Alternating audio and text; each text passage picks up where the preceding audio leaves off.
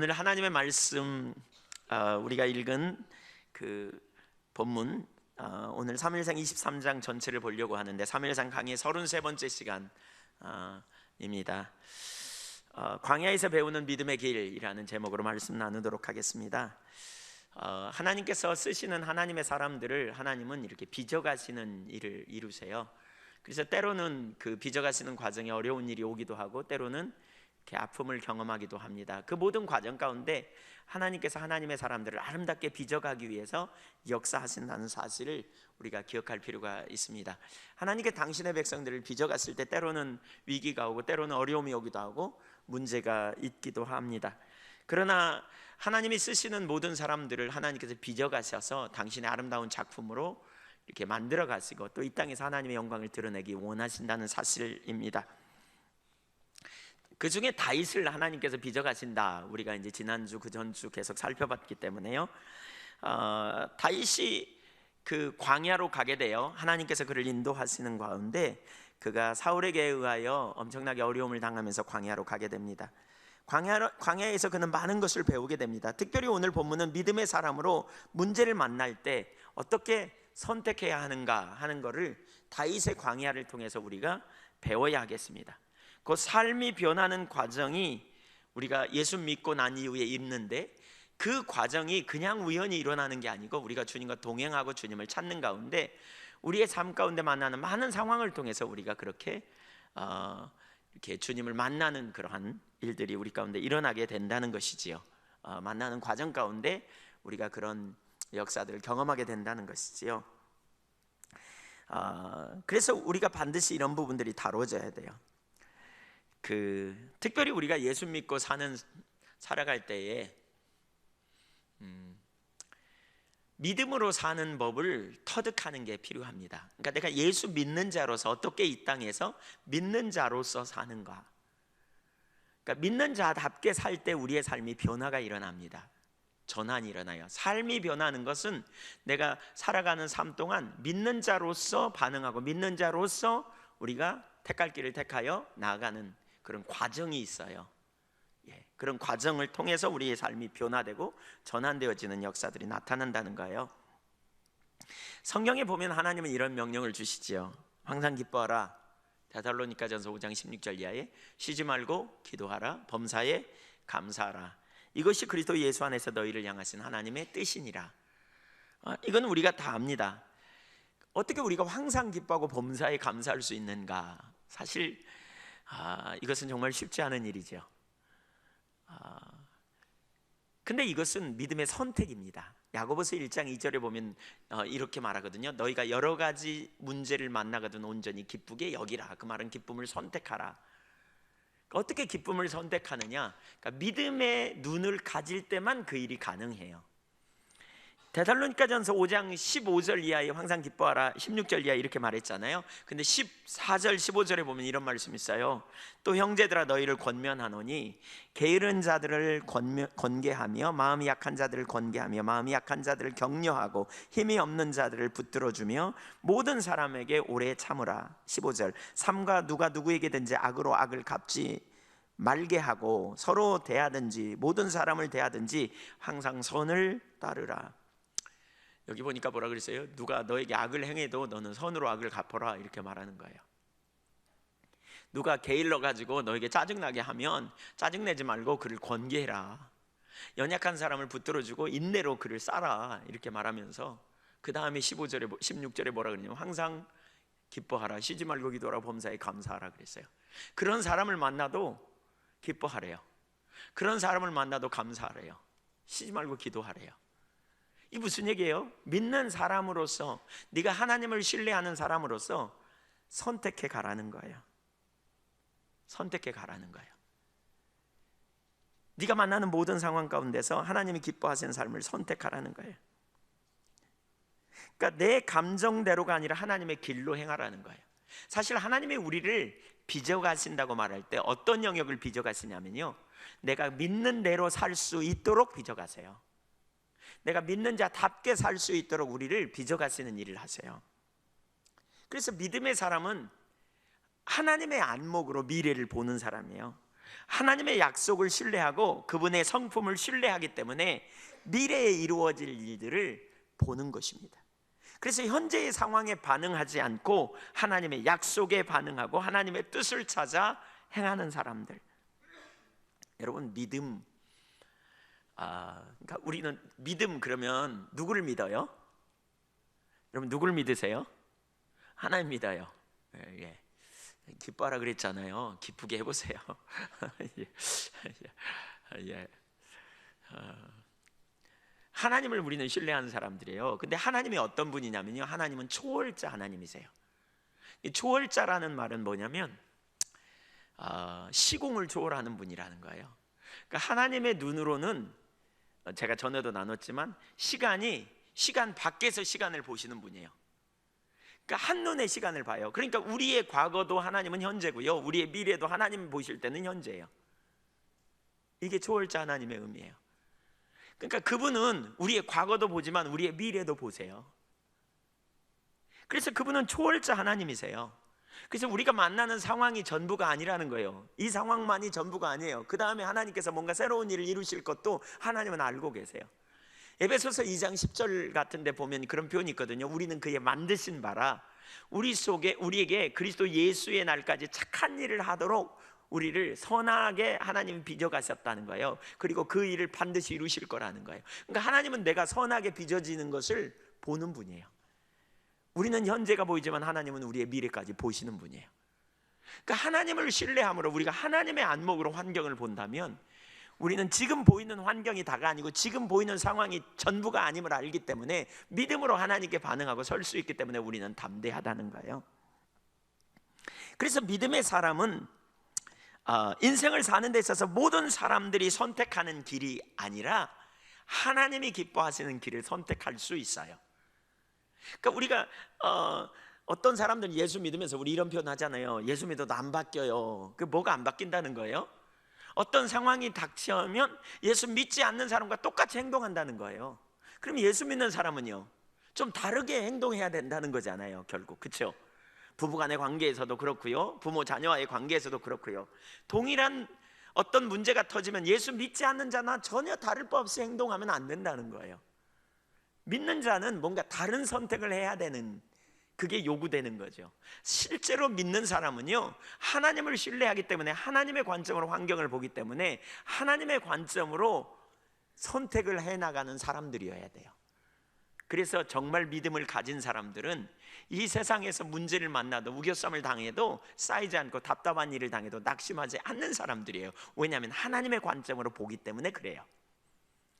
다윗이 하나님의 다루심 가운데 그를 하나님이 기름 부으시고, 그 기름 부으신 이후에 너무나 놀라운 은혜가 함께 했는데, 그 기름 부으신 이후에 하나님께서 다윗을 이제 사울에 의하여 광야로 쫓아내세요. 그래가지고 거기서 엄청나게 어려움을 당하는 가운데 실수도 많이 하고 넘어짐도 많이 하지만, 다윗이 오늘 이 사무엘상 23장에서 보여주는 너무너무 좋은 모습, 우리가 배워야 될 예들을 아주 적나라하게 보여주고 있어요. 어떤 상황을 만났을 때 다윗이 취한 삶의 선택은 믿음의 선택이었고요, 바로 오늘 우리는 그것을 배우게 되고, 우리가 그것을 배운다면 우리 또한 이 땅을 살아가면서 놀라운 믿음의 세대로 하나님께 귀하게 쓰임받는 종들이 되리라고 확신합니다. 저와 여러분이 그렇게 되기를 원합니다. 믿음의 길을 선택하는, 하나님의 길을 선택하는, 근데 그것을 예수 믿지 않는 사람들, 하나님을 잘 모르는 사람들, 혹은 불신앙의 사람들은 그 길을 선택하는 것을 보면 미련해 보일 수도 있어요. 왜요? 그 길을 선택하면 꼭 망할 길이야. 근데 다윗은 하나님을 신뢰했기 때문에 어떤 상황이 닥칠 때 바로 이 하나님의 길을 자기가 믿음으로 선택함으로 하나님의 돌보심과 하나님의 능력 아래서 승리하는 역사를 경험하게 돼요. 그래서 우리가 염두에 둬야 할 것은, 우리가 가야 될 길이 무엇인가, 우리가 어디로 서야 하는가, 우리가 택할 길이 무엇인가를 항상 염두에 두고 우리는 믿음으로 하나님께 반응하며 주님을 따라가는 자리에 서야 하겠다는 거예요. 저와 여러분이 그 자리에 설 수 있기를 간절히 소원합니다. 승리의 길, 첫째, 하나님의 길을 선택함. 오늘 크게 두 가지를 살피려고 합니다. 그 밑에 첫 번째, 먼저 그의 나라와 의를 구함. 그러니까 다윗이 선택한 길, 믿음으로 선택한 길, 그 첫 번째 길은 먼저 그의 나라와 의를 구한 것입니다. 그러니까 1절을 보겠습니다. 1절 같이 읽죠. 시작. 사람들이 다윗에게 전하여 이르되 보소서 블레셋 사람이 그 일날을 쳐서 그 타작 마당을 탈취하더이다 하니, 다윗은 사울에게 지금 쫓기고 있는 형편이에요. 그래서 어떻게 해요? 우리가 전에 봤지만 모압으로 도망갔어요. 근데 하나님께서 모압에 있지 말고 유다로 들어가라 그랬더니 다윗은 하나님의 말씀을 따라 유다로 다시 들어오지요. 예, 되게 위험한 상황이에요. 그가 유다로 돌아왔는데 블레셋 사람들이 유다를 침공해요. 그래가지고 유다 접경 지역에 있는 그일라라고 하는 지역, 여기는 평야지대였어요. 곡창지대였어요. 그러니까 그들이 생산해낸 그 농산물을 탈취하기 위해 쳐들어온 거예요. 그래서 가축들과 농산물을 몽땅 뺏어가 버렸어요. 그러니까 이것을 이 말을 다윗이 듣게 돼요. 그러니까 이런 말을 듣게 돼요. 그일라 지역에 어려움이 왔다. 여러분이 이런 상황이라면 어떻게 하겠는가 생각해 보세요. 그일라 지역의 사람들이 어려움을 당했다, 이런 말을 들으면 어떤 생각이 들겠어요? 그러니까 한편으로는 다윗이 유다로 들어갔는데 그일라 지역의 사람들이 어려움이 온다는 거예요. 어려움이 있다는 거예요. 공격이 있다는 거예요. 블레셋 사람들이 쳐들어왔다는 거예요. 그러니까 다윗이 이 말을 듣고요, 가만히 안 있어요. 그러니까 2절을 한번 볼까요? 2절 시작. 이에 다윗이 여호와께 묻자와 이르되 내가 가서 이 블레셋 사람들을 치리이까? 여호와께서 다윗에게 이르되 가서 블레셋 사람들을 치고 그일라를 구원하라 하시니. 다윗이 뭐 하겠다는 거예요? 그일라를 칠까요? 라고 물어요. 그러니까 우리가 그 상황 되면 어떤 생각을 하겠어요? 우리가 그렇게 사울에게 의하여 쫓겨다니고 있는 상황이고 지금 환경적으로 너무너무 어려움을 당하고 있는 상황이라면, 여러분이 다윗과 같다면 사울에 쫓겨가는 다니는 상황에서 어떤 생각을 하겠는가 생각해 보세요. 여러분도 다윗처럼 블레셋을 칠까요? 라고 물을 정신이 있을까요? 예, 그렇게 못 하시겠죠? 그렇게 하기가 쉽지 않을 거예요. 대부분의 사람들은 아마 그럴 거예요. 그래서 나와 무슨 상관이 있어? 혹은 혀를 끌끌 차면서 그 참 안 됐네, 내 코가 석잔데 뭐. 우리 내 코가 석잔데 이런 표현 많이 하잖아요.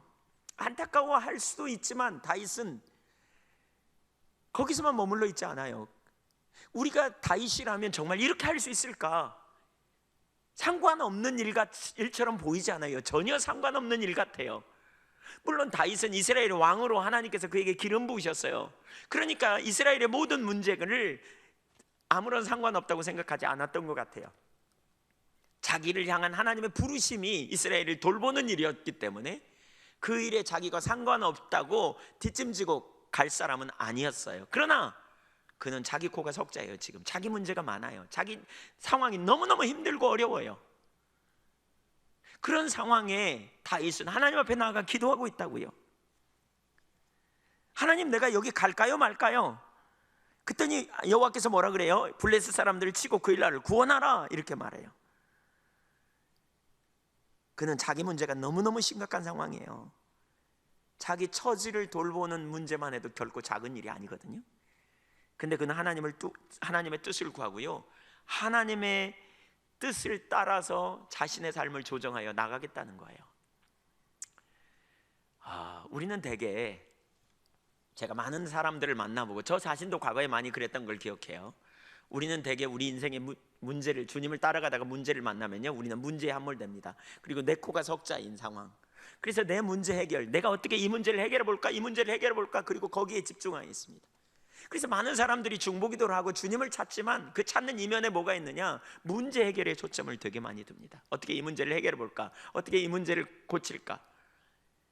다른 사람들의 어떤 상황을 얘기하면 그래서 어쩌단 말이야, 지금 내 코가 석자인데.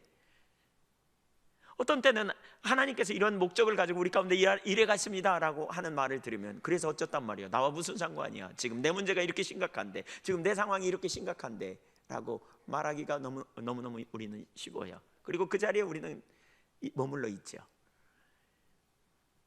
근데 오늘 본문을 보니까 다윗은 달랐다고요. 다윗은 달랐어요.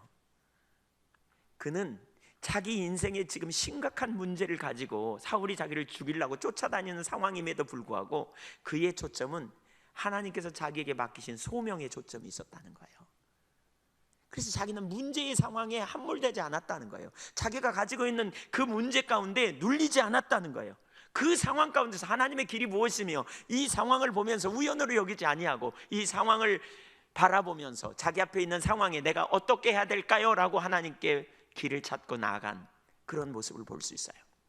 대개 하나님께서 하나님의 사람들을 다루신다, 빚으신다, 제가 이런 표현을 하잖아요. 하나님께서 하나님의 백성들을 빚으세요.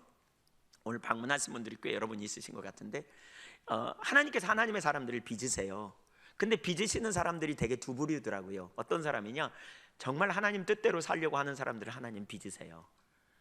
신명기 8장 2절 3절에 보면 하나님께서 낮추시고 그를 테스트하신다, 시험하신다 그러잖아요. 이스라엘 백성들을 바로 가나안 땅으로 데려가지 않고 광야로 이끄셔서 그들을 여기저기 어려운 환경 속에 두시잖아요. 낮추시고 어려운 환경 속에서 정말 그들이 믿음이 있는가 없는가를 보게 하는 이런 일을 허락하시고요. 또 3절에 보니까 뭐라 그랬어요? 낮추시고 줄이게 하시고 만나를 너에게 주신 것은 사람이 떡으로만 사는 것이 아니요 여호와의 입에서 나오는 모든 말씀으로 사는 줄을 알게 하려고, 교육시키려고, 자기 자원의 한계를 경험하고 정말 죽었다라는 순간에 하나님께서 만나를 내리셔가지고 우리의 생명이 그분에게 있구나, 하나님은 능력이시구나, 이걸 알게 가르치려고 인도하셨다, 이렇게 표현하고 있거든요. 하나님께서 그렇게 가르치려고 이끌고 계시다, 이렇게 말씀하고 있어요. 하나님의 백성을 다루세요. 빚어가세요. 근데 언제 다루시냐, 어떤 사람을 다루느냐, 정말 하나님의 뜻대로 살려고 하는 사람을 빚으세요. 그래서 뭐예요? 자기 자원이 아무것도 아님을 아는 항복의 자리에 이르게 하고요, 결국 하나님만 능력이구나, 하나님이 해답이시구나, 하나님 안에 모든 처방이 있구나, 이걸 가르치시는 과정이 있다고요. 우리가 주님 따라가면서 이런 과정을 경험해요. 또 한 부류는 어떤 사람을 하나님이 광야로 이끄셔서 빚으시냐면 하나님께서 목적을 가지고 부르신 사람이에요. 소명을, 하나님께서 특별한 목적을 그에게 가지고 그를 이끄는 과정 중에 하나님이 그를 다루세요. 지금 다윗은 차기 왕이에요. 그렇죠? 하나님의 마음에 합한 사람을 택하셨다. 그에게 기름 부으셔서 놀라운 역사로 이루시고, 그렇죠? 그가 나가자 골리앗을 때려잡는 놀라운 역사가 이루고, 그가 수금을 타자 무슨 일이 벌어져요? 찬양 경배의 기름 부음이 얼마나 강했는지 사울에게 들렸던 악신이 떠나가는 놀라운 역사를 이뤘어요. 이쯤 되면 왕 될 자격이 있는 것 같잖아요. 근데 사울에게 억울한 누명을 쓰고 사울에게 억울하게 쫓겨다니면서 오랜 시간을 광야에서 보내거든요. 그 시간 동안 하나님이 그를 빚어가시기 위해 일해 가시는 거예요. 근데 그 과정 가운데 있을 때 우리가 해야 될 선택의 일이 무엇인지를 보아야 한다는 거예요. 여러분이 하나님 뜻대로 살기 원하고 정말 하나님을 기쁘시게 살기 원하는 가운데 있다면 분명히 하나님이 여러분을 다루실 거거든요. 분명히 여러분을 빚어가실 거예요. 근데 그 과정 가운데 있다면 오늘 본문을 통해서 여러분 배우시자고요. 하나님 나를 왜 인도하시는지, 하나님 나를 어디로 이끄시기 원하는지를 우리가 배워야 한다는 거예요. 마태복음 6장에도 보면 이런 표현이 있죠. 주님은 이렇게 가르치죠. 6장 25절 이하에 무엇을 먹을까, 무엇을 마실까, 무엇을 입을까 염려하지 말라. 들에 피는 백합화 공중에 난 새를 보라. 저들이 수고하지 않고 길쌈하지 않아도 너희 천부께서 먹이시거든 하물며 너희일까 보냐. 그러면서 뭐예요? 공중에 나는 새도 참새 한 마리도 하나님께서 허락하지 않으면 떨어지지 아니하거늘 하물며 너희일까 보냐. 그러면서 뭐라 그러세요? 너희는 먼저 그의 나라와 의를 구하라. 그리하면 이 모든 것을 너희에게 더하시리라. 먹거리 해결하고 와서 주님 구하라, 먹거리 해결하고 와서 주님 나라 찾으라, 이렇게 말하고 있지 않아요. 네 인생의 우선순위의 문제 해결하고 주님의 나라를 구하고 주님의 영광을 구하라고 말하고 있지 않아요. 네 지금 너의 가정에 자녀에게 어려움이 문제가 있지, 그러니까 그 문제 해결하고 와서 주님 찾으라, 이렇게 말하고 있지 않아요. 너희가 할 일은 먼저 그의 나라와 의를 구하라는 거예요. 많은 사람들은 내 코가 석자입니다, 내 문제 해결하지 않고서는 안 할래요 라고 우리는 머무릅니다. 하나님의 일, 하나님의 목적 좋지요. 근데 누군가를 통해서 하세요. 나는 내 코가 석자고 지금 내 상황 대보세요. 그렇게 할 수 있는지 우리는 이렇게 주지 않는 경우가 많이 있다는 거예요. 근데 다윗은요, 우리와 비교할 수 없을 만큼 큰 문제를 가지고 있어요. 생사가 달린 문제예요. 근데 그런 상황 속에서도 그는 자기 앞에 있는 문제의 우선순위가 뭔지를 그는 하나님 앞에 찾아요. 먼저 그의 나라와 의를 구하는 삶, 자기의 안위를 돌보는 것보다, 자기 식솔들의 안위를 돌보는 것보다 그는 더 우선적으로 하나님의 나라와 하나님의 의를 구하는 삶, 하나님의 뜻을 쫓아 그 삶에 자신을 드리는 삶으로 그는 나아갔다니까요. 그는 믿음으로 자신의 생사를 주님 손에 맡깁니다. 그리고 자기가 할 일을 선택합니다. 그는 먼저 그의 나라와 그의 의를 구하는 삶을 선택합니다. 하나님의 목적을 따라 사는 삶을 선택해요. 그 모든 것을 하나님이 더해 주실 거다, 내 생사복을 주님이 갖고 계시다, 그분이 나를 붙들어 주시고 나를 지켜 주실 거다 라고 하는 믿음 가운데 그러한 선택을 합니다. 우리는 어떻습니까? 오늘날 너무나 많은 경우 자기 문제, 자기 상황에 깊이 빠져서 하나님의 일에는 관심도 없는 경우가 대부분입니다. 내 코가 석자라고 하면서 중보기도만 해도 하나님 찾는 이유도 다 자기 목적을 벗어나지 못합니다. 하나님께서 무엇을 다루고 계신지 살펴야 합니다. 여러분, 하나님께서 뭘 다루시는지 살펴야 합니다. 자기중심적인 삶에서 넘어서기를 원하시는 거예요. 우리의 인생의 목적과 가치가 어디에 있는지를 보기를 원하는 거예요. 왜 하나님이 나를 그 환경 속에 두셨는가? 그 문제에 집중하라고요? 그 상황에 집중하라고요? 아니요, 그 문제 맡기고 주님께 나오라는 거예요. 주님의 나라와 의를 구하는 삶으로 서라는 거예요. 하나님을 신뢰한다면 우리에게 있는 모든 상황을 우연으로 여기지 말고요, 하나님이 보내시는 길로 우리가 가야 돼요. 하나님은 내 이웃을 사랑하라, 네 이웃을 사랑하라고 말해요. 네 이웃의 영혼을 구원하라고 우리를 보내세요. 그에게 주님의 사랑을 보이라고, 네가 나아가 내 사랑을 나타내는 증인이 되라고, 하나님의 살아계심을 나타내 보이는 증인이 되라고 우리를 보내십니다. 그런데 우리는 바쁩니다. 자기 일에, 자기 관심사에. 지금 내 코가 석자입니다. 특별히 하나님의 다루신 가운데 막다른 코너에 몰려 있을 때는 더더욱 그렇습니다. 하나님은 남는 시간에 하라고 말하지 않아요. 네 먹을 거 다 먹고, 네 쓸 거 다 쓰고, 너 살 거 다 살고, 네 문제 해결 다 된 다음에 나와서 주님의 나라랑 그의 의의를 구하라 이렇게 말하고 있지 않으세요? 주님은 우리가 처한 모든 상황 속에서 생사복을 주관하시는 그분 손에 맡기고, 내가 지금 무슨 길을 선택해야 될지 그 길을 선택해 나오라는 거예요. 남는 시간에 다 할 것 하고 나오라고 말하고 있지 않아요. 하나님 나라와 그분에 의해 우리의 우선순위를 두라는 거예요. 우리가 여기서 정말 꼭 배워야 할 게 있어요.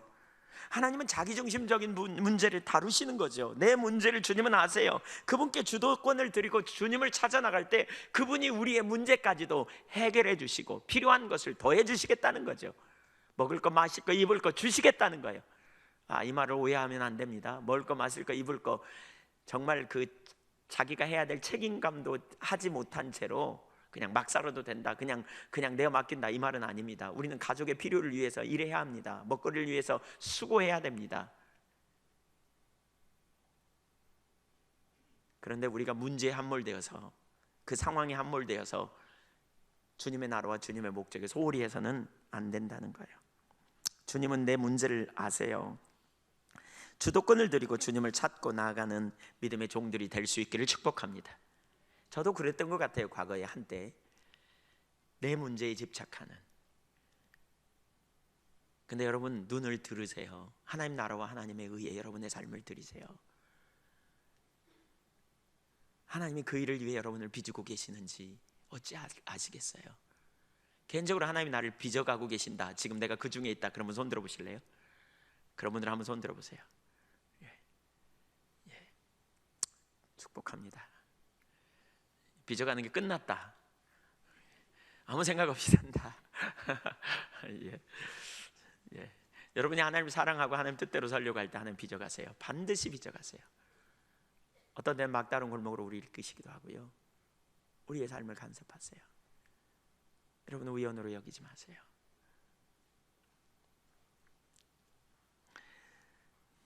그렇게 가려고 하니까요, 3절을 보겠습니다. 부하들이 막아섭니다. 다윗의 사람들이 그에게 이르되 보소서 우리가 유다에 있기도 두렵거든 하물며 그일라에 가서 블레셋 사람들의 군대를 치는 일이리까 한지라. 어쩌면 다윗의 부하들은 참 현명한 사람들이에요. 세상적으로 볼 때는 어쩌면 다윗의 부하들을 그 아둘람 굴에 모였던 사람들의 면면이가 그렇잖아요. 우리가 지난주에 봤지만 뭐라고요? 원통한 자, 빚진 자, 상처 많은 자, 그런 면면이를 가진 사람들이 모였기 때문에 말도 상당히 거칠었을 것 같아요. 그 다윗에게 어쩌면 이럴지도 몰라요. 정신 있으세요 지금? 아니 뭐라고요? 우리가 여기에 유다에 온 것만 해도 지금 작은 일이 아닌데 모압에서 유다로 온 것만 해도 불평을 가지고 있는 것 같아. 근데 뭐라고요? 그 일나로 들어가요? 죽으려고 작정 왔어요 지금? 뭐 이런 표현이죠. 어쩌면 부하들의 말이 훨씬 현명해 보여요. 안전빵. 그런데 다윗은요 자기 생각이 안전한 길이 아니라 하나님의 길을 따라 위험부담을 감수하고 모험을 택하고 기꺼이 그 길로 선택해 가는 거예요. 믿음으로 행하는 거죠. 오늘날 하나님의 백성들이 이런 비슷한 반응을 보입니다. 자기 문제에만 집중되는 자리. 그것은 믿음의 사람의 모습이 아닙니다. 우리는 이 땅이 전부가 아님을 알잖아요. 영원한 나라와 그 하나님의 목적을 안다면 우리는 기꺼이 하나님의 길을 쫓아 나아갈 때 그분이 승리케 하실 거예요. 다윗은 바보가 아니에요. 그도 자기 목숨이 유태로할 수 있다는 사실을 몰라서 그렇게 한 게 아니에요. 그에게는 믿음이 있었기 때문에 이렇게 한 거예요. 그에게는 분명한 믿음이 있었어요. 어떤 믿음이요? 생사하복. 내가 사는 것도 내가 죽는 것도, 내가 복을 받는 것도 내가 저주를 받는 것도 그분 손에 있다. 생명과 사망과 복과 저주를 하나님께서 우리 앞에 두셨다. 신명기 30장 20절에는 19절에는 이렇게 표현하고 있어요. 너와 내 자손이 살기 위해 생명을 택하라 이렇게 표현하고 있어요. 생사복은 주님 손에 있어요. 여러분, 참새 한 마리도 그분이 떨어지지 않으면 떨어지지 않는다고요. 다윗은 이 믿음을 가졌기 때문에 그가 사람들이 생각하는 그러한 위험한 상황에서도 그가 기꺼이 하나님의 길을 선택할 수 있었던 것은 진정한 위험이 무엇인지를 그는 알았어요. 하나님의 말씀을 따라가지 않는 게 위험한 길이고 자기가 자기를 지키려고 하는 것이 위험한 길이라는 걸 알았다고요. 하나님의 뜻을 쫓아 삶을 조정하고 나아가는 삶이야말로 놀라운 승리의 삶임을 그는 알았기 때문에 그는 하나님의 뜻을 쫓아 나가요. 4절, 다윗이 여호와께 다시 묻습니다. 참 신중하죠. 여호와께서 대답하여 이르시되 일어나 그 일나로 내려가라. 내가 블레셋 사람들을 내 손에 넘기리라 하신지라. 하나님, 사람들이 아닌 것 같다고 얘기하니까요 다시 하나님께 묻습니다. 그러니까 하나님 뜻이 분명해요. 이런 질문 앞에 다시 하나님께 확신을 가지고 나아가요. 그는 자기를 부르신 하나님을 알았어요. 자신의 삶의 최선은 하나님의 길로 행하는 것임을 알았어요. 위험부담이 있지만 하나님이 뒷받침하실 것을 알았어요. 그래서 그는 나가요. 하나님만 두려워하는, 그래서 사람들을 설득하기 시작합니다. 하나님의 뜻이 분명하니까 사람들을 설득하고 그가 나가자 모든 사람들이 따라 나가서 역시 대단히 놀라운 결과를 가져와요. 대승을 이루어요. 사무엘상 23장 5절에 다윗과 그의 사람들이 그 일나로 가서 블레셋 사람들과 싸워 그들을 크게 쳐서 죽이고 그들의 가축을 끌어오니라. 다윗이 이와 같이 그 일나 주민을 구원하니라. 결국 하나님의 길을 따랐고요, 생사복을 주관하신 하나님 앞에 맡기고 나아갔더니 하나님께서 그의 삶에 놀라운 승리를 가져오게 된 거죠. 하나님이 놀랍게 승리를 이루게 하신 것이지요. 주변 사람들에게 문제가 아니에요. 하나님이 이기게 하신다. 여기서 한 가지 중요한, 우리가 살펴볼 또한 중요한 사실이 있어요. 그게 뭐냐면 가정 안에서도 그렇고요, 교회도 그렇고요, 어떤 일을 결정할 때 다수결로 결정하는 게 아니에요. 여기 보니까 다수결로 결정했다면 그날 안 갔어요. 그 일날을 구원하러 갈 일이 없어요. 사람들이 다 어쩌면 1대 400이었을지도 몰라요. 다윗을 제외한 모든 사람이 다 반대했을지도 몰라요. 공동체가 어떤 뜻을 분별하기 위해서 투표 방식으로 행하는 것이 얼마나 잘못된 것인가를 우리가 기억해야 돼요. 하나님을 찾지 않는 대다수는 세상적인 관점으로 접근하게 될 거거든요. 하나님과 동행하는 실질적인 믿음이 없이는 하나님의 뜻을 알 수 없다는 사실을 우리는 기억해야 돼요. 그래서 여러분, 우리가 주님과 친밀한 교제 가운데 있어야 되고요, 여러분, 그래서 우리가 주님과 동행하는 삶을 추구해야 돼요. 정말 하나님과 함께 하기를 여러분 구해야 돼요. 어떻게 하나님의 뜻이 결정되는지를 우리가 볼 수 있어요. 우리 자신을 살펴보세요. 여러분, 이 상황이라면 어떻게 하겠는지. 하나님은 우리에게 소명을 주셨어요. 너희는 가서 모든 족속을 제자를 삼으라. 가라 그러죠.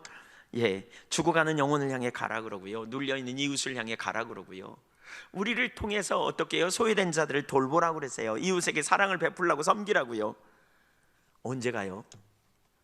근데 언제 가요? 우리 내 문제 해결 다 되면요? 우리 자녀들이 문제 해결되면요? 내 인생의 문제가 해결되면요? 경제적인 문제가 해결되고 또 그 원수 같은 인간이 내 앞에서 사라져주면요? 언제 갑니까? 여러분, 그 일을 다 마칠 때는 우리 주님 앞에 아주 나이 먹어가고 주님 앞에 갈 날이 가까울 거요. 어쩌면 그때까지 해결 안 될 거요. 주님은 우선순위를 바꾸래요. 그 문제를 해결하려고 쫓아가지 말고 주님의 나라와 의를 구하며 쫓아가면 그 문제도 주님께서 간섭하시겠다는 거예요. 믿음의 사람은 주님을 보는 사람이에요. 무엇을 선택할 것입니까, 여러분? 특별히 하나님께서 주님의 교회 가운데, 의향교회 가운데 귀한 비전을 주시고 여러 가지 일들을 이루어 가시는 걸 지금 봅니다. 최근에 하나님께서 의향교회 가운데 더 약속을 성취해가는 그 비전을 구체화시켜주는 그런 일꾼들을 많이 찾으시는 것 같아요. 내적 치유만 해도 그래요. 이번에 내적 치유하는 가운데 사실 너무나 많은 사람들을 하나님이 치유하시고 회복하시는 것 같더라고요. 제가 오랫동안 내적 치유를 여러 번 했지만 제 안에 그런 확신이 없었어요. 근데 이번에 보면서 그런 확신이 생겼어요. 야, 진짜 하나님께서 이렇게 행하시는 바를 잘 따라가면 정말 굉장한 일이 이루어지겠구나. 여러분, 사람들이 상처 때문에 정상적인 관계를 많이 못 맺잖아요. 사람들이 과거의 상처 때문에 오는 반작용으로 말미암아 하나님도 잘 몰라요. 육신의 아버지에 대한 상처가 많은 사람은 하나님을 아버지라고 부르기 때문에 자기 아버지, 육신의 아버지를 생각하면서 하나님은 무능한 분, 혹은 하나님은 나를 사랑으로 대해주지 않는 분, 절대 용서 않는 분, 이런 의식을 갖게 돼요. 그런 과거의 쓰레기가 치유되면 하나님과의 관계가 회복되고 이웃과의 관계가 회복되는 놀라운 역사의 자리로 가거든요.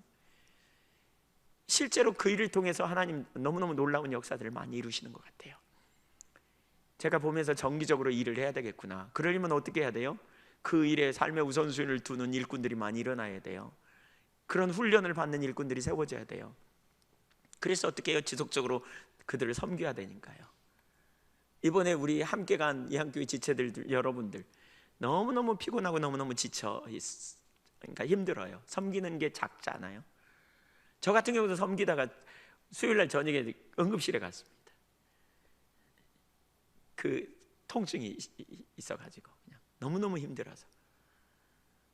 근데 그 일을 누가 감당해요?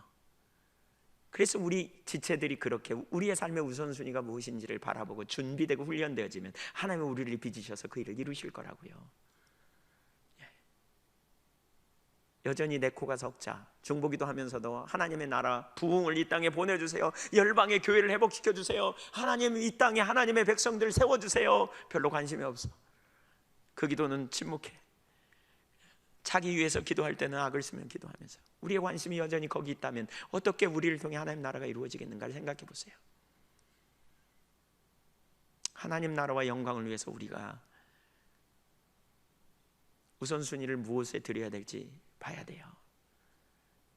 믿음으로 하나님을 본다면 우리가 무엇을 선택해야 될지, 우리가 선택해야 될 그 부분은 분명하지요.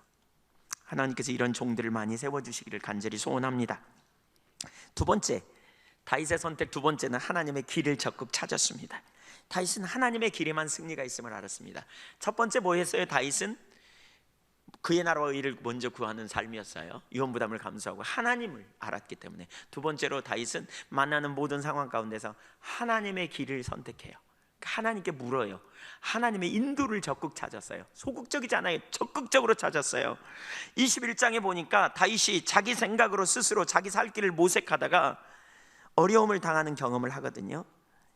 그러니까 다윗이 이렇게, 그러니까 오늘 그 본문 이후로부터 갑자기 이 전까지는 다윗이 하나님을 찾지 않았어요. 별로 하나님께 물었다 이런 구절이 없어요. 근데 오늘 본문부터 다윗이 일생 동안 무슨 문제를 만나든지 하나님께 물어 가로되, 이 말이 계속 나와요. 그래서 다윗의 삶을 저는 한마디로 요약하면 그 강점이 몇 가지가 있는데, 하나는 인테그리티, 정직함이 있고요, 또 하나는 다윗이 예배에 힘썼고요, 또 하나는 뭐냐, 하나님께 물었어요. 이 물어를 잘해요. 계속 물어요. 오늘 본문만 해도 얼마나 자주 묻는지 몰라요. 2절에서 물었고요, 4절에서 물어요, 6절 이하의 9절부터 12절까지가 보면 계속 묻습니다. 여기 우림과 둠빔이라는 게 나오죠. 에봇을 입었더라. 그래서 에봇을 가져, 제사장 에봇이 다윗의 손에 들어와요. 근데 이 에봇은 뭐냐면 제사장이 입는 의도시고요, 하나님의 길을 선택할 때 에봇을 통해 선택했어요. 그러니까 모세 이후에 에봇을 통해서 하나님의 길을 물었어요. 근데 그 에봇이 다윗의 손에 들어왔고요, 다윗이 6절 9절 이하에 보니까 계속 하나님께 묻는 일을 합니다. 하나님께 물어가로되, 하나님께 물어가로되 가릴까 말까요? 이런 일을 계속해요. 왜 갑자기 다윗이 하나님께 묻는 일을 하기 시작했을까요? 여기 보세요. 하나님이 왜 갑자기 물었을까요? 예. 그러니까 그것은 21장에서부터 나타난 사건과 연관이 있는 것 같아요. 21장에 보면 다윗이 자기 생각으로 스스로 살 길을 모색하거든요. 사울에게 죽을 뻔한 어려움을 당하면서 다윗이 사무엘을 찾아갑니다. 호소합니다. 근데 해결이 안 돼요. 또 요나단을 찾아가서 도움을 얻으려고 해요. 근데 해결이 안 돼요. 도움이 안 돼요. 그러니까 스스로 살 길을 모색해요. 인본주의가 나온 거죠. 그래가지고 놉당에 아히멜렉이라는 제사장을 찾아가요. 그래가지고 거기 가서 거짓말을 해가지고 자기 먹거리와 칼을 얻습니다. 그리고는 거기를 떠났습니다. 그런데 이걸 빌미로 해가지고 사울이요, 이 아히멜렉이 다윗을 도왔다 그래가지고 한통속이라 그래가지고 그 아히멜렉과 거기 속한 제사장 85명을 죽입니다. 그게 이제 22장에 나오거든요. 85명을 죽어요. 그러니까 그 아들 중에 한 명이 도망와가지고 다윗에게 말하는 거예요. 이 말을 들은 다윗은 그 사건이 자기 탓이라 그럽니다. 한번 보세요. 21절 22절 22장 21절 22절 봅니다. 사울이 여호와의 제사장들 죽인 일을 다윗에게 알림해 다윗이 아비아달에게 이르되 그날에 에돔 사람 도액이 거기 있기로 그가 반드시 사울에게 말할 줄 내가 알았노라. 그러면서 네 아버지 집에 모든 사람 죽은 것이 나의 탓이로다. 내 탓이다. 이렇게 말해요. 이것은 크게 자각한 거예요. 자기가 얼마나 잘못했는가, 자기가 인본주의를 택해가지고 이런 끔찍한 일을 맞은 것이 전적으로 자기 탓이라는 거예요. 내 탓이다. 그는 이렇게 고백해요. 이게 참 중요하더라고요. 우리가 주님과 동행하면서 실수하잖아요. 근데 실수한 사건을 가지고 두 번 반복해서는 안 되겠다는 거예요. 다윗은 이 사건을 경험하면서 뭘 깨닫느냐면 자기가 선택한 게 얼마나 인본주의였고 인본주의를 통해서 얼마나 심각한 결과를 가져왔는가를 본 것 같아요. 그래서 내 탓이다 이렇게 경험해요. 고백해요. 이건 전적으로 내 탓이다. 내 잘못으로 말미암아 이렇게 많은 사람이 죽다니. 이걸 절갑한 이후에 다윗은 그런 결단을 했던 것 같아요. 내가 다시는 인본주의를 택하지 않으리라. 그래서 오늘 보면 23장 2절부터 그는 뭐예요? 하나님께 묻기 시작합니다. 하나님, 제가 가는 게 하나님 뜻인가요? 아닌가요? 사람들이 그에게 이렇게 하나님 뜻이 아니라 그러니까, 가는 걸 올바르지 않다 그러니까 다시 또 하나님 뜻인가요? 아닌가요? 이렇게 물어요. 철저하게. 이것이 얼마나 중요한 자세인지 몰라요. 성경은 하나님께서 당신의 백성들을 인도하시겠다고 하는 약속을 우리에게 주고 계세요. 하나님이 하나님의 백성들을 인도하시겠다는 게 하나님의 약속이에요. 다윗은 여기서부터 그의 일생 동안요, 자기의 모든 삶의 문제를 하나님께 묻고 다닙니다. 하나님, 제가 하나님 뜻대로 할까요 말까요? 하나님 갈까요 말까요? 이것이 다윗의 삶이었습니다. 우리가 하나님과 동행하기 위해서 모든 상황에 자기 문제에 함몰되지 말고 하나님의 뜻을 구하는 자리에 있어야 합니다. 하나님과 친밀한 교제가 우리의 삶의 핵심이에요. 우리 신앙은 하나님과 친밀한 교제예요. 앞서가시는 주님의 음성을 듣고 순종하는 것이 우리 신앙입니다. 그래서 우리는 우리의 방법대로나 우리의 생각대로 갈 게 아니라는 거죠. 여러분, 하나님이 여러분을 지금 다루고 계시다면 여러분 그 순간에 하나님께서 여러분에게 뭘 하시려고 하는지를 기억해야 돼요. 인본주의는 대가가 달라요. 저는 제가 인본주의를 택함으로 말미암아 저희 가족이 참 얼마나 어려움을 당한 경험이 있는지 몰라요. 제가 인본주의를 택함으로 말미암아 우리 이한교회가 초창기에 엄청 어려움을 당한 경험도 있어요. 저 때문에 말미암아 주변 사람들이 어려움을 당하는. 인본주의를 택하는 건 절대 도움이 안 됩니다. 스스로 살 길. 그래서 믿음의 사람은 뭐예요? 하나님의 길을 선택하되 철저하게 뭐예요? 하나님께 묻는다는 거예요. 너무나 감사하게도 하나님은 당신에게 찾고 묻는 자들에게 당신의 의중과 의도를 보이시겠다고 약속하고 있잖아요. 여러분 스스로 결정하려고 하지 마십시오. 하나님께 묻고 쫓아갈 수 있기를 축복합니다. 혹시 여러분이 인본주의로 여러분의 삶을 결정했다면 회개하셔야 돼요. 왜 우리가 더 성숙되지 못한 줄 아세요? 주님과 깊은 교제를 못 나간 줄 아세요? 우리가 깨닫고 돌이키지 못해서 그렇고요. 뭐가 문제인지 안 보여서 그래요. 인본주의는 절대로 유익이 없어요. 심각해요. 어떤 일을 결정할 때 우리는 눈에 보이는 대로, 하나님을 놓치면 눈에 보이는 환경에 해답이 있다고 생각하기 때문에, 혹은 환경을 바라보면서 해답이 없다고 생각하기 때문에 자기 스스로의 살 길을 만들어내는 거죠. 그래서 적당히 거짓말을 하든지 적당히 자기 스스로 살 길을 모색하다가 결국은 어려움을 당하게 되는 거예요. 여러분의 삶의 처방이 어디 있는지를 보세요. 여러분 뭘 선택하겠습니까? 무엇이 여러분의 삶의 능력입니까? 무엇이 여러분으로 하여금 승리케 하십니까? 지금 혹시 인본주의를 계획하고 있지 않으신가요? 혹시 인본주의를 따라가려고 하지 않는가요? 그 자리에서 돌이킬 수 있기를 축복합니다. 범사에 하나님께 물었던 다윗, 그 삶에 놀라운 승리가 있습니다. 이걸 배우시자고요. 그건 다윗이니까 그렇지 내가 어떻게 그래? 아닙니다 여러분. 만약에 다윗이니까 그렇지 내가 어떻게 그래? 그러면 다윗은 특별한 사람, 우리는 안 그런 사람이라고 생각할 수 있어요. 기억하세요. 성경이 그걸 말하고 있는 것은 우리가 그 삶을 살도록, 우리 모두가 그 삶을 살 수 있다고 우리에게 가르치는 거예요. 저와 여러분이 그 삶을 살 수 있는 그러한 토대로 하나님이 인도하시는 거예요. 믿음으로 선택하실 수 있기를 축복합니다. 아멘. 세 번째, 사람을 의지할 대상이 아니라 섬기할 대상으로 봅니다. 믿음의 사람은 주어진 환경을 우연으로 여기지 않습니다. 주어진 환경에 하나님의 길을 선택하는 사람입니다. 사람 대신 하나님을 의지하는 사람입니다. 하나님은 다윗에게 사람을 의지할 대상이 아님을 가르칩니다. 이걸 잘 모르면요 쓴뿌리가 생겨요. 원망과 불평에서 헤어나올 수가 없어요. 하나님께 사람을 다룰 때요, 시편 66편 12절에 보면 여호와여 사람으로 내 머리 위에 타고 가게 하셨나이다, 이런 표현이 있어요. 하나님이 사람들로 내 머리를 짓밟고 가게 하셨다, 이렇게 말하고 있어요. 그래서 하나님이 다루실 때는 사람들을 통해서 어려움을 참 많이 경험하게 돼요. 억울함을 경험하기도 하고요, 문제를 경험하기도 돼요. 그래서 사울을 통한 억울함에 이어서 다른 억울한 일들이 다윗의 삶에 계속 나타납니다. 다윗이 사울에게 잘못한 게 없었잖아요. 근데 다윗을 죽이겠다고 사울이 괜히 시기 질투 때문에 쫓아오잖아요. 근데 그것만이 아니라니까요. 그 이후에 계속 억울한 일이 터져요. 7절을 보면 이렇게 말합니다. 같이 한번 읽을까요? 7절 시작. 다윗이 그 일나에 온 것을 어떤 사람이 사울에게 알림해 사울이 이르되 하나님이 그를 내 손에 넘기셨도다. 그가 문과 문빗장에 있는 성읍에 들어갔으니 갇혔도다. 다윗이 그 일나에 온 것을 어떤 사람이 사울에게 알렸대요. 밀고에서 고자질했대. 고조질.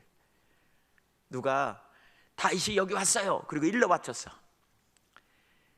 여러분 다윗이 그 성에 왜 왔어요? 그 일날 사람 구원하러 왔잖아요. 근데 다윗의 선한 의도를 알지 못하고 다윗을 밀고 해가지고 고자질해가지고 다윗을 억울하게 만들어. 얼마나 화가 나겠어요? 얼마나 못 견디겠어요? 너무너무 짜증나고 너무너무 화가 나겠죠. 하나님이 하나님의 사람을 다룰 때 이런 일이 우리 인생에 있을 수 있다는 거예요. 이런 일이 있을 수 있어요. 다루심에 있을 때 억울한 일이 반복돼 막 일어나고 또 생기고 또 생기고. 11절도 보겠습니다. 그 일날 사람들이 나를 그의 손에 넘기겠나이까? 주의 종이 들은 대로 사울이 내려오겠나이까? 이스라엘 하나님 여호와 원하건대 주의 종에게 알려주옵소서 하니 여호와께서 이르시되 그가 내려오리라 하신지라. 다윗이 이르되 그 일날 사람들이 나와 내 사람들을 사울의 손에 넘기겠나이까 하니 여호와께서 이르시되 그들이 너를 넘기리라 하신지라. 그 일날 사람들을 목숨 걸고 건져냈더니 그 일날 사람들이 사울에게 자기를 넘길 거라고 하나님께 물었더니 하나님 그렇게 응답하세요. 여러분 같으면 무슨 생각이 들겠어요? 너무너무 기분 나쁘겠죠. 아니 별일간 다 있네. 아니 어떻게 원수로 갚냐? 은혜를 원수로 갚네? 뭐 이런 생각이 막 올라오지 않겠어요? 얼마나 화가 나겠냐고요. 근데 이런 일이 반복적으로 생기고 또 생기고 또 생겼어요. 다윗은 그럼에도 불구하고요, 우리가 여기 염두에 둬야 될 게 있어요. 다윗은 그런 상황에서도 조금 더 불평하지 않았다는 거예요. 그런 상황에서 불평하지 않았다는 거예요. 아마 우리가 그런 상황이라면 어떻게 하겠어요? 여기저기 자기가 아는 모든 사람한테 전화해가지고 불평하고 원망하고 뒤에서 후욕하면서 별인간 다 있다고 이렇게 말하고 밤에 잠을 못 자면서 한숨을 푹푹 쉬면서 아마 그럴 거래요. 근데 다윗은 그 말을 듣고도 조금도 불평하지 않아요. 그리고 가요. 왜냐하면요, 다윗은 믿음으로 알았어요. 뭘 알았느냐? 사람은 의지할 대상이 아니고요, 사람은 섬길 대상이라는 걸 알았어요. 한번 따라해주세요. 사람은 언제든지 배신할 수 있다. 인간의 본성이, 아담적 타락한 본성이요, 자기 이익을 따라 자기 명예를 따라요 배신할 가능성이 높은 사람들, 그럴 가능성이 있어요. 인간 너무너무 그럴 수 있는 존재예요. 슬그머니 모른 척하고요, 이 그일랴 사람들처럼 자기가 살았지만 다윗 때문에 또 자기들 죽으면 어떡해, 그러니까 잡아서 넘겨주는 거예요. 살라고 고짓을 하는 거죠. 할 수 있다는 거예요. 다윗은 그걸 안 거예요. 여러분 옆에 있는 사람 한번 보세요. 그냥 믿고 의지하고 그냥 전부인 것처럼 생각되죠. 여러분, 우리 인간이 얼마나 연약한지 아세요? 믿을 대상이 아니라고요. 믿으려고 하면 실망해요. 그러니까 하나님께서 그걸 지금 다윗에게 가르치는 거예요. 네가 지금 만나는 그 사람 믿을 대상이 아니야. 그를 섬겨야 돼. 섬겨야 돼. 너를 구원할 자가 너 옆에 있는 사람이 아니라 하나님이야. 살아계신 하나님이 너를 구원하셔. 그분의 사랑을 알고 그분을 안다면 우리는 섬겨요. 섬기면서 내가 섬기면 이 사람이 나에게 한 대가를 베풀겠지? 이런 기대감 다 내려야 돼요. 다윗은 그 기대감 다 내렸어요. 아니, 고맙다고 말을 못할 망정 잡아 죽이려 그래? 어떻게 그럴 수 있어? 이를 뿌득뿌득 깔면서 원수 갚으려고 할 수도 있어요. 근데 다윗은 그렇게 하지 않다니까요. 또 그 뒤에 보실래요? 19절 20절을 보세요.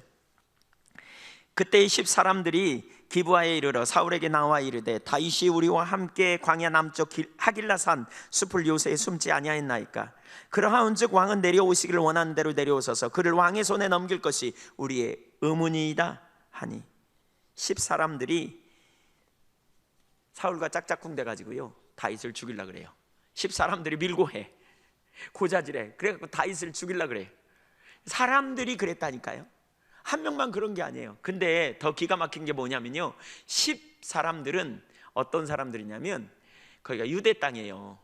유다 땅이에요. 그러니까 유다 지파에 속한 사람들이에요. 그 말은 뭐예요? 다윗과 친척이에요. 다윗과 가까운 사람이라고요. 누구보다도 유해져야 될 사람들이 지금 다윗을 팔아먹는 거예요. 사울에게 고자질해 갖고 뭔가 유익을 얻으려고 그 짓을 했는지 모르겠지만 그렇게 하겠다는 거예요. 가까운 사람들에게 뒤통수 맞는. 다윗이 하나님의 다루신 가운데 있으면서 그런 경험을 하게 돼요. 두 가지를 우리가 염두에 둬야 되는데, 왜 하나님이 그런 일을 허락하셨을까? 다윗의 인생에 왜? 하나님이 능력이 없어서요? 아니면 다윗을 골탕 먹이려고요? 절대로 그렇지 않아요. 하나님은 다윗을 아세요. 근데 왜 그랬어요? 하나님 다윗을 사랑하세요. 왜 그래요? 이거예요. 믿을 대상, 네가 사람을 믿지 말라는 거예요. 넌 하나님을 의지해야 된다는 거예요. 한번 따라주세요. 우리가 의지해야 될 대상은 하나님이시다. 여러분, 하나님만 의지하는 자리에 설 수 있기를 축복합니다. 하나님만 믿음으로 의지하세요. 하나님만 믿음으로 바라보세요. 사람을 의지해서는 안 돼요. 사람은 우리를 실망시키고요, 사람은 넘어지게 해요. 주님을 의지해야 돼요. 믿음으로 그분께 반응해야 돼요. 또 한 가지는 아까 나눴지만 사람은 의지할 대상이 아니고요, 섬길 대상인 걸 가르치는 거예요. 이걸 모르고 계속 원망하고 불평하잖아요. 우리 2주 전에 살폈지만 원망하고 불평하면 길을 잃어요. 여러분, 지금 누구 때문에 억울하세요? 누구 때문에 지금 분통 터지세요? 그런 일이 여러분의 인생에 있으세요? 거기서 눈을 떼세요. 하나님이 아세요. 하나님께 감사하세요. 이때 우리가 해야 될 3가지 자세가 있어요. 한번 따라서 보실래요? 하나님은 아신다. 첫째, 하나님은 아신다는 걸 기억하는 거예요. 하나님은 이 사실을 아신다. 내가 억울함도 아신다. 내 상황을 아신다. 하나님은 아신다. 둘째, 원수 갚는 것을 주님께 맡긴다. 이때 우리가 염두에 둘 것은 원수 갚는 걸 주님께 맡기라 그랬으니까 주님께 맡기는 거예요. 내가 원수 갚으려고 하지 않는 거예요. 내 사실 아시는 주님께서 내 모든 억울함을 풀어주시리라. 하나님께서 이 모든 상황 가운데 나를 건져내시리라. 하나님 인도해 가시리라. 하나님, 내가 하나님께 맡깁니다. 세 번째, 원수까지도 사랑하라. 주님이 이렇게 말씀하셨어요. 무슨 얘기예요? 내 마음 중심에서 용서하셔야 돼요. 그리고 상대편 집중적으로 축복하세요. 정말 좋은 마음으로 여러분 축복하세요. 하나님 그를 축복합니다. 그러면 무슨 일이 벌어져요? 내 마음 안에서 내려져요. 자유함이 있어요. 그리고요, 반드시 하나님께서 우리를 승리케 하세요. 상대편 진짜 좋은 마음으로 축복하세요. 하나님 그 은혜를 부어달라고. 여기 원수 갚는 걸 주님께 맡긴다, 이 말은 우리의 원한, 자기가 어떻게 하려고 하지 말고 주님께 그냥 맡기란 말이에요. 주님께 내어드리란 말이에요. 그 뜻을. 그리고 나는 자유케 되는 거예요. 그리고 상대편 원수까지라도 사랑하라 그랬으니까 상대편을 진짜 좋은 마음으로 축복하고 진짜 좋은 마음으로 돌보라는 거예요. 지속적으로. 다윗, 이러한 자리에 우리가 서게 될 때 놀라운 승리가 있어요. 저도 개인적으로 하나님 저를 다루실 때 이런 어려움을 되게 많이 경험했습니다. 제가 이런 일을 되게 많이 경험했어요. 전 사람을 통해서 하나님 많이 다루신 것 같아요. 왜냐하면 제가 사람에게 잘 보이려고 하는 마음이 제 본능에 있거든요. 근데 그 부분을 하나님이 깨뜨리기 위해서 그랬는지 저를 엄청나게 사람과의 관계로 다루셨어요. 저는 좋은 사람이라는 말 많이 들었습니다. 누구하고 크게 어긋장나게 제가 뭔가 이렇게 관계가 틀어진 경우도 거의 없었습니다. 근데 제가 단독 목회를 나오기 직전에, 그러니까 하나님이 저를 인도하셔서 제가 여기 화순에 첫 목회를 나오는 가운데 오해가 생겨가지고요, 그때부터 제가 왕따 당했어요. 사람들에게 반복적으로 어려운 일을 경험하는 거예요. 희한하게 사람들에게 계속 제가 오해가 생기고요, 사람들이 저를 억울하게 만들고요, 사람들이 저를 힘들게 만들고요. 처음에는 죽을 것 같았어요. 얼마나 원망도 하고 불평되는지 몰라요. 근데 해답이 안 보여요. 근데 어느 날 깨달았어요. 하나님이 사람들로 우리 머리를 타고 가게 하셨나이다. 하나님이 사람을 통해서 우리를 빚어가시는구나. 인생 맞대기와 사람 채찍으로 우리를 빚어가시는구나. 아, 하나님이 그렇게 하시는구나. 그 뒤부터 사람이 달라 보이더라고요. 그런 사람들이 달라 보여요. 원수로 보이는 게 아니고요, 정말 불평하는 게 아니고요, 긍휼히 여겨지고요. 아, 저 사람이 나를 다루느라고 얼마나 고생했을까, 이런 생각이 들고요, 좋은 마음이 부어지더라고요. 저는 제 마음에 하나도 미운 마음이 없습니다. 미운 사람이 없습니다. 섭섭한 사람이 없습니다. 제가 이렇게 말했더니 진짜냐고, 사람 맞냐고 저한테 누가 그러던데 진짜라고요. 제가 하나님 앞에 다 끊습니다. 아무도 없습니다. 이만큼도 섭섭한 사람이 없습니다. 왜냐하면 그때그때 해결하기 때문에 그렇습니다. 여러분, 우리가 그 자리에 서야 됩니다. 다윗도 그걸 끊어냈어요. 훗날 사울이 죽었을 때 슬픔의 노래를 지어서 진짜 슬퍼하며 우는 거 있죠. 요셉은 자기 형님들이 자기를 팔았지만 나중에 뭐라 그래요? 형님들이 두려워서 벌벌 떠니까 요셉이 그렇게 말해요. 하나님이 하신 것입니다. 우리 민족을 살리려고 하신 것입니다. 이미 그는 과거의 사건을 하나님의 관점으로 다 재해석해 버렸어요. 여러분, 사람이 여러분에게 뭐라고 할 때 그것 때문에 원망하거나 불평하는 자리에 있으면 지는 거예요. 실패하는 거예요. 사람 때문에 억울해하고 사람 때문에 원통해하면 지는 거라고요. 승리하지 못한다고요. 원래 사람은 그래. 저 사람처럼 나도 그런지도 몰라. 은혜 거치면 나도 똑같아. 옆에 사람 한번 보면서 얘기해 주세요. 너나 나나 똑같아. 이렇게 얘기해 주세요. 그래서 판단할 대상이 아니에요. 기도해야 될 대상이에요. 아셨죠? 우리가 서로 기도해 주자고요. 아멘. 혹시 잘못 가거든, 아이고 저 인간이 원래 그래, 그러지 말고요, 은혜가 거쳐서 그래, 그렇게 얘기하세요.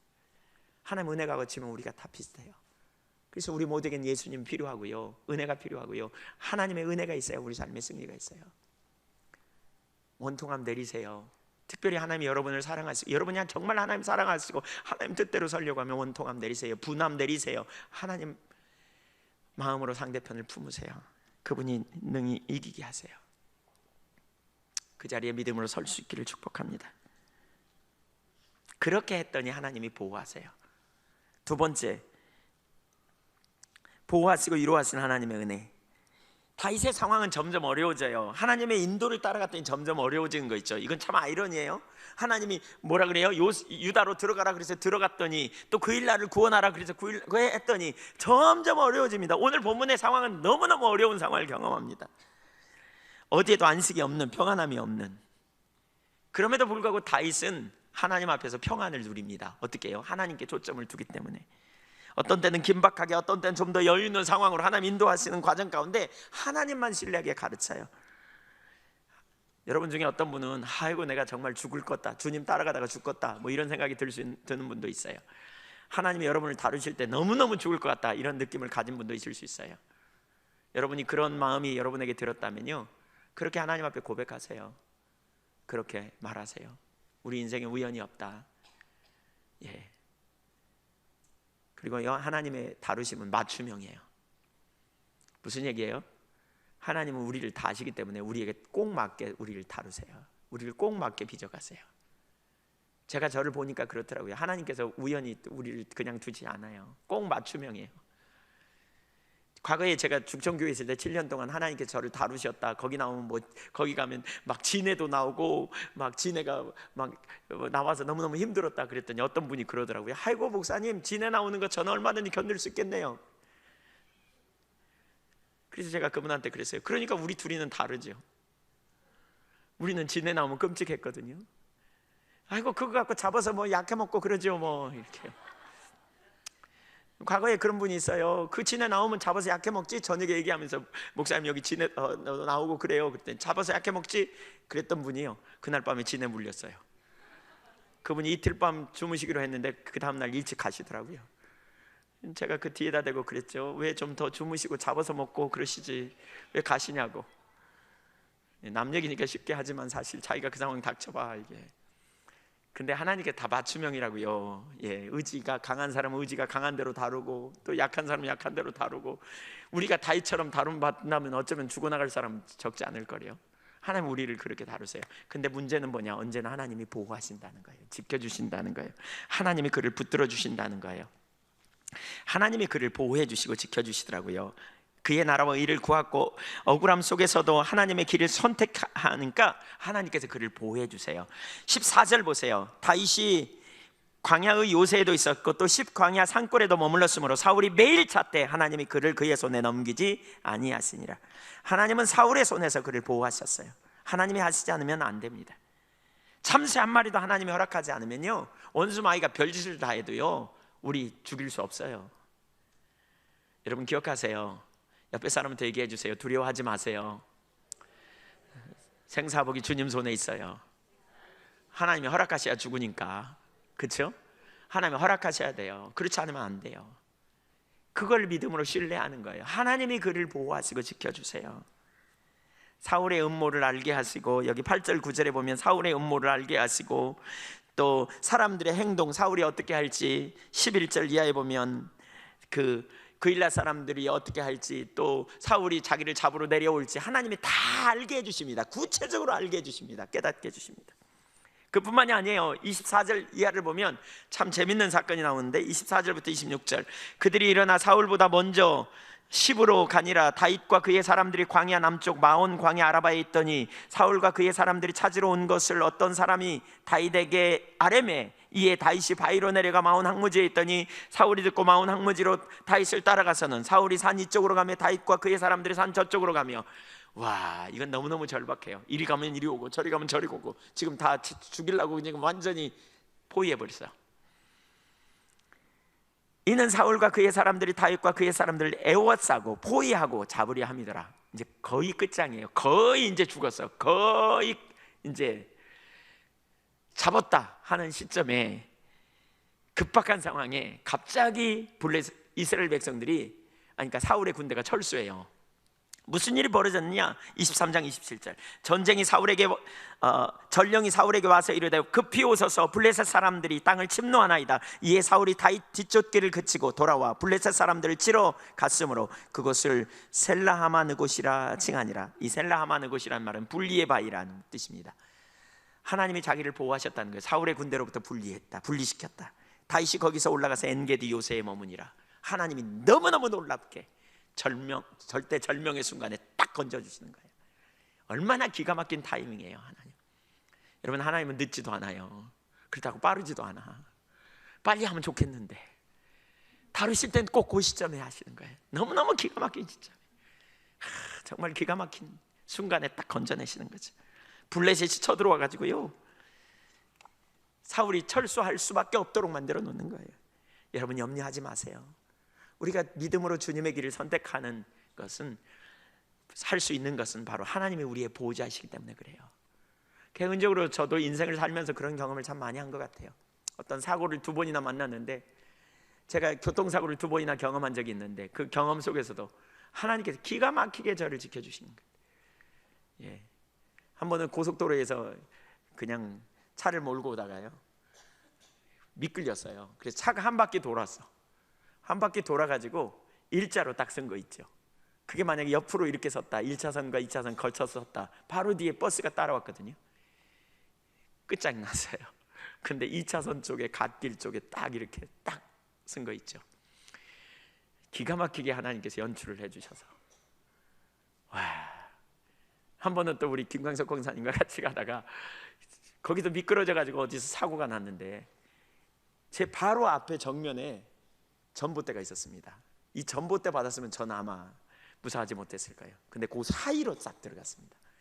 아주 그냥 문짝을 못 열 정도로 옆으로 해서, 제가 이쪽으로 30cm만 왔으면 전 어떻게 되는지 모릅니다. 정말 아찔하더라고요. 기가 막히게 하나님께서 지키시고 보호하세요. 우리를 보호하시는 하나님, 하나님은 우리의 필요를 채우시고 우리를 돌봐주세요. 우리가 먼저 그의 나라와 의를 구하면 하나님은 우리의 필요를 채우세요. 여러분, 하나님은 기가 막히게 우리의 먹거리, 마실거리, 입을거리를 채우세요. 저는 지난 목회하면서 정말 하나님께서 저의 필요를 얼마나 채우셨는지 모릅니다. 제가 뭘 먹고 싶다, 입는 거, 마실 거, 먹을 거, 탈 거, 하나님께서 너무너무 기가 막히게 채워주신 걸 경험합니다. 제가 차를 지금 5대, 4대째 탄가? 5번째 타는지? 근데 그때마다 하나님께서 기가 막히게, 제가 어떤 차를 보면서 유난히 침을 삼키면 그 차가 이렇게 생기더라고요. 하나님 기가 막히게 주셨어요. 그래서 이제 제가 욕심을 안 냅니다. 그냥 여기가 좋사오니, 이 정도면 됐사오니, 제가 그럽니다. 어떤 데는 먹거리, 마실거리도 기가 막히게 채웁니다. 먹을 거 하나님께서 채워주시고요, 필요할 때 주십니다. 한 번은 제 아내가 돈가스가 먹고 싶다고 그러더라고요. 저 시골 죽성교회에 있는데, 그래서 제가 이런 제아에 그렇게 말했습니다. 무정하게, 무슨 시골에서 가난한 전도사 아내가 무슨 시골에서 이런 데서 돈가스를 먹고 싶냐고, 그냥 먹고 싶냐고 그러면 그러냐고 그냥 이렇게 동조해 줬으면 좋은데, 괜히 그 말 한마디 했다가 이제 제가 원망을 좀 들었죠. 빈철하는 둥, 뭐 내가 이렇게, 그래서 당신이 다음에 세계를 구경하게 될 테니까 두고 보라고 제가 그랬습니다. 빈말이었습니다. 세계 언제 가요? 근데 그날 오후에요, 성빈 여사 고아원에 제가 성경 공부를 인도했는데, 그 고아원 보모들이 놀러 왔어요. 봉고차를 내리면서 신문지에다 뭘 이만큼 싸가지고 온 거 있죠. 뭐였을까요? 돈가스였어. 돈가스. 거기 누가 봉사활동 와가지고 돈가스를 몽땅 만들었는데 남았대요. 그래서 어떻게 할까 그러다 죽전교회 갖다 주자, 그리고 가져왔대요. 그거 펼쳐놓고 제 아내를 향해 제가 거만하게 이렇게 말했습니다. 먹어. 이렇게 예. 많이 먹어봐, 실컷. 예. 저희가 미국에 처음에 갔을 때 몇 년 전에, 지금부터 7, 8년 전인가요? 미국에 가자마자 어떤 분이 구경시켜준다고, 잘 모르는 분입니다, 맨하탄 투어를 시켜줬어요. 저희를 비행기 내리자마자 데리고 가더니 하룻밤 자고 났는가? 하여튼 근데 맨하탄 투어로 저희를 구경시켜준다고 갔어요. 그래가지고 맨하탄 구경을 했어요. 그리고 엠파이어 스테이트 빌딩 옥상에 이렇게 갔습니다. 근데 거기 서자마자 저랑 제 아내랑 동일하게 그때 세계를 구경하게 될 거라는 그 구절이, 그 말이 생각이 났습니다. 너무너무 감격스럽더라고요. 죄송합니다. 그런데 갔다 왔다고 자랑하는 것 같은데, 하나님이 우리를 아신다는 거예요. 먼저 그의 나라와 의를 구하고 우리가 주님의 영광을 위해 살게 될 때 하나님께서 우리를 어떻게 인도하시는지를 나누려고 하는 것입니다. 주님은 우리를 보호하시고 지켜주실 뿐만 아니라 우리를 돌보시는 분입니다. 여러분, 하나님이 누구이십니까? 우주를 창조하신 분 아닙니까? 말씀 한마디로 세상을 창조하신 분이 아니십니까? 그분이 어찌 능치 못함이 없겠습니까? 믿음으로 지금 그분을 바라보십시오. 다윗은 믿음으로 3가지를 선택했다 그랬어요. 위기의 상황에서 자기 코가 석자였지만 그는 자기를 부르심의 목적을 따라 나아가기 위해서 그는 삶을 조정했습니다. 먼저 그의 나라와 의를 구하는 삶을 선택했고요. 그는 하나님의 길이 곧 승리인 걸 알기 때문에 사람들의 말, 합리주의적인 사고의 근거에서 행동한 게 아니고 하나님의 말씀을 자꾸 찾고 구하고 물음으로 순종하여 놀라운 승리를 이뤘습니다. 그뿐만이 아니었죠. 다윗은 인간관계에서 사람들이 원망해도 불평 안 했습니다. 더 이상 원래 그런 사람이거니, 원래 그렇거니. 그리고 그는 하나님께 신실하게 반응했습니다. 불평 원망 내렸습니다. 사람을 의지하는 거 내렸습니다. 그는 하나님만 의지하기로 선택했습니다. 여러분, 우리 인생에서 이 세 가지만 정말 제대로 돼도 우린 굉장할 거예요. 이 세 가지만 우리 가운데 실제로 삶을 살아가면서 선택하면 굉장할 거예요. 여러분이 만나는 모든 환경에서 정말 하나님을 선택하고 하나님 기뻐하시는 길을 선택하고 말이죠, 하나님의 영광을 위해 나아간다면 정말 굉장할 거예요. 주변 사람들이 어쩌고 그렇게 변했어 이럴 거예요. 그의 나라와 의를 구하면 하나님이 우리를 보호하시고 지키시고 또한 위로해 주세요. 요나단을 보내세요. 제가 시간이 없어서 그건 설명하기 좀 그렇지만 23장 15절 이하에 보면 요나단을 하나님이 보내세요. 그 전쟁통에 요나단을 보내세요. 왜 보내냐? 요나단을 보내서 뭐라 그러냐? 16절에 보면 이렇게 말해요. 16절 다윗에게 이르러 그에게 하나님을 힘있게 의지하게 했다. 그래서 너 하나님 의지해. 왜 하나님이 요나단을 보냈을까요? 주님 따라가다 보면 어떤 때는 너무 환경이 힘들면 지쳐요. 언제 끝나겠는가? 정말 뭐가 이루어지겠는가? 터널 속에 들어가 있는 것 같으면 정말 터널의 끝이 올까? 막 이런 생각이 들어요. 중간중간에서 앞으로 가자니 힘들고 뒤로 가자니 너무 많이 와버렸고 어떻게 해볼 수도 없는 상황이에요. 그래서 절망적인 상황에 하나님이 사람을 보내시는 거죠. 염려하지 마, 내가 너무 함께해. 두려워하지 마, 너 하나님만 의지해. 그러면서 17절에 그렇게 말해요. 곧 요나단이 그에게 이르기를 두려워하지 말라. 내 아버지 사울의 손이 네게 미치지 못할 것이다. 절대 못 죽여. 너 절대 못 건드려. 너는 이스라엘 왕이 되고 나는 네 다음이 될 것을 내 아버지 사울도 안다. 불가능한 걸 안다. 네가 왕이 될 거다. 너에게 주신 비전이 분명히 성취될 거다. 하나님께서 요나단을 보내서 그를 격려해 줍니다. 이런 동역자가 우리에게 필요해요. 철이 철을 날카롭게 한다고요. 여러분, 믿음의 동역자를 여러분 찾으세요. 교회 내에서, 공동체 내에서 믿음의 동역자를 여러분 찾으세요. 서로를 격려해 줄 수 있는 동역자, 하나님의 길을 제시할 수 있는 그런 친구가 필요해요. 저에게도 다루시는 가운데 그런 친구가 있었어요. 그런 동역자가 있었어요. 낙심되어 있을 때 저를 그렇게 격려해 주는 그러한 좋은 친구가 있었어요. 그런 분들의 도움을 통해서 제가 그런 부분을 잘 극복해 나갈 수 있었던 것 같아요. 우리를 이 땅에 두신 이유가 무엇인가 여러분 생각해 보십시오. 하나님은 우리의 보호자입니다. 우리가 두려워할 건 우리의 대적이 아니에요. 하나님이세요. 그분의 길을 따라가자고요. 우리는 하나님을 믿는 사람이에요. 믿는 자답게 행동해 보자고요. 주님이 나를 부르신 부르심의 목적을 따라 여러분 삶의 우선순위, 그의 나라와 의를 구하보자고요. 뭘 우선순위로 내가 둬야 되는가? 내 코가 석자, 제발 거기선 좀 고만하자고요. 이제 내 문제가 지금 심각하다, 이거 그만하자고요. 주님이 하신다고요. 거기서 일어서시자고요. 그리고 부르심의 목적을 따라 가자고요. 이웃을 향해 나아가자고요. 섬긴 자를 가자고요. 하나님 나라와 영광을 위해 가자고요. 그분의 목적이 보이면 나가자고요. 내 문제를 아시는 주님께서 내게 필요를 채우시고 도우시고 역사하실 걸 기대하면서 나가보시자고요. 나가되 그냥 가지 말고 주님의 뜻을 자꾸 묻고 자꾸 구하고 나가보자고요. 하나님 갈까요 말까요? 하나님 이것이 하나님 인도하심입니까 아닙니까? 라고 묻자고요. 인본주의는 넌덜러리가 난다고 말하고요. 거기서 돌아서자고요. 그리고 사람이 여러분에게 어떻게 대하든지 여러분 믿음으로 대하자고요. 하나님의 관점을 이미 결론을 내리시자고요. 아, 저 사람 원래 그런 사람이야. 나도 그렇고 저 사람도 그래. 그러니까 우리 모두에게는 예수가 필요해. 그래서 은혜가 필요해. 그래서 좋은 마음으로 축복하고 가시자고요. 때로 하나님은 요나단으로 오셔서 다윗을 위로하시고 그에게 비전을 확인시켜 주세요. 오늘 우리가 그렇게 살 때 우리를 구원해 주시고 인도해 줄 것을 신뢰하십시다. 때로 하나님은 블레셋을 보내어 다윗을 구원해 내십니다. 얼마나 기가 막힌 타이밍인지 몰라요. 우리가 만나는 모든 환경을 우연으로 여기지 말고 믿음으로 하나님을 선택하여 가보시자고요.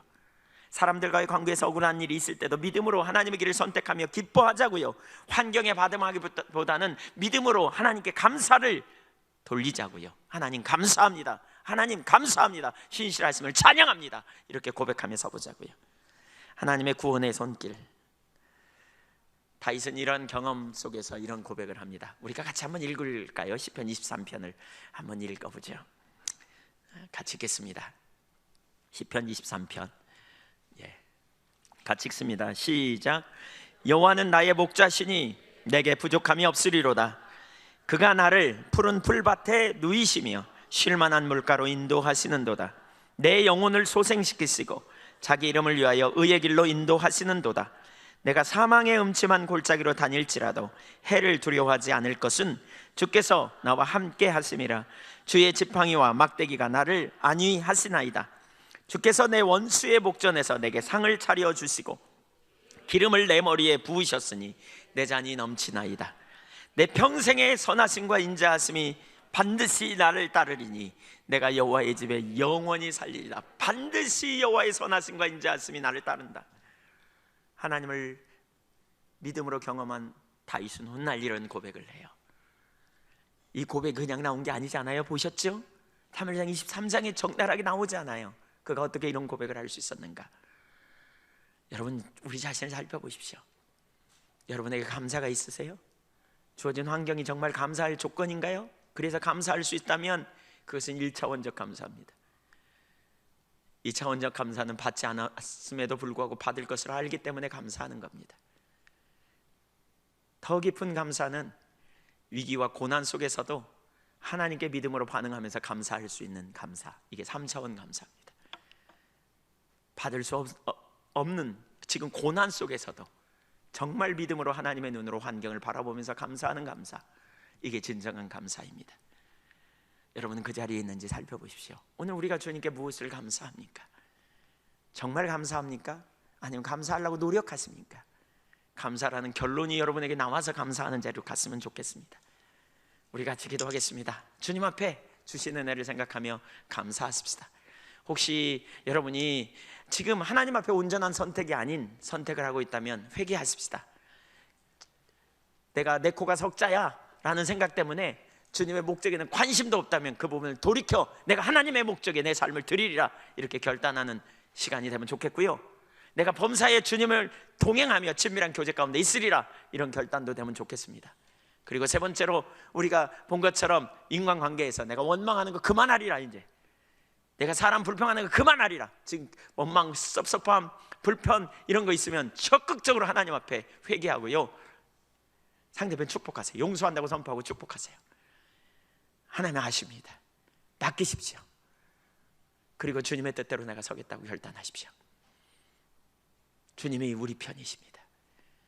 믿음의 삶을 선택하는 자를 도우십니다.